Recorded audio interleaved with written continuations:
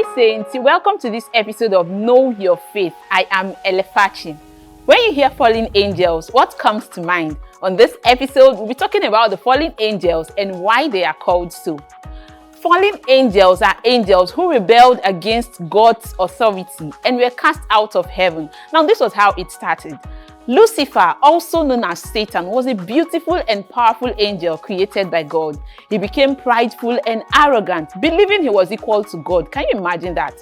Lucifer convinced a third of the angels in heaven to join him in his rebellion against God. However, God, being all-knowing and all-powerful, was not pleased with their disobedience. He cast Lucifer and the rebellious angels out of heaven, and they fell to earth. This fall from grace was seen as a punishment, and the fallen angels were stripped of their divine status and privileges, but they still retained their powers. They became known as demons or unclean spirits with only one motive: to tempt humans away from God's path. Can you imagine that? 4 reasons they are called fallen angels. Number 1, they rebelled against God. Number 2, they became sinful and corrupt.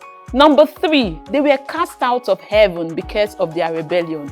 And finally, they were separated from God's love and presence. St. Paul mentions something interesting in his letter to the Ephesians. He says that we wrestle against principalities and powers. He's referring to these fallen angels, some of whom are principalities and powers. So yes, there are good and bad principalities and powers, and Lucifer himself was a seraph.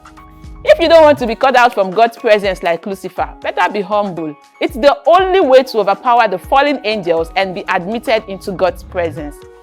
And that's it for this episode. Thank you so much for watching, and until next time, be bold, be Catholic.